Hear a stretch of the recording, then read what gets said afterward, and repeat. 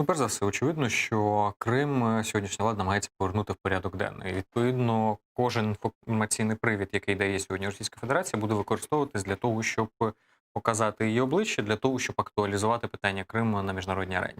Паспортизацію зараз Росія розгорнула більш активно. Більш того, це перекликається зі Сходом, де Росія зараз готує нову хвилю паспортизації. А ми чули і від Резнікова, і від інших представників сьогоднішньої влади, що для них кейси Криму і Сходу вони є нерозривними. Вони їх спеціально будуть весь час тримати в фокусі як дві сторони, але однієї медалі, себто того, що Російська Федерація окупувала як Схід, так і Крим.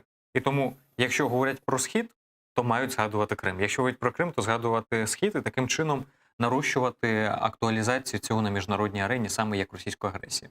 Другий момент це те, що Росія не так давно прийняла рішення по забороні мати майно іноземним громадянам, іноземним беремо зараз лапки, себто українцям у Криму, внесши частину території до цього списку указом Путіна. Відповідно, тепер не тільки люди отримують, якщо не взяли російський паспорт, вони не можуть медичні послуги працювати, тощо і їх видавлюють, але вони ще не можуть тепер мати ту власність, яку навіть не були ще до того.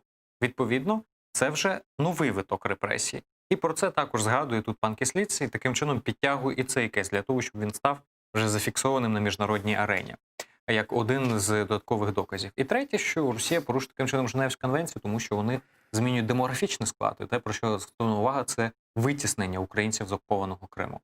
Ну, можна лише привітати те, що українські дипломатії на різних рівнях сьогодні ми чуємо однаковий голос і питання Криму актуалізують. Інша справа, що, на жаль, ми ж розуміємо, що інструменти і України, і міжнародне співтовариство для того, щоб деокупувати Крим і деокупувати Схід на сьогоднішній день достатньо обмежені. Ну, в світі не готові воювати за нас сьогодні. Ми побачили це з самого початку агресії Росії. Світ готовий тиснути на Російську Федерацію. І нам важливо, щоб цей тиск не зменшувався.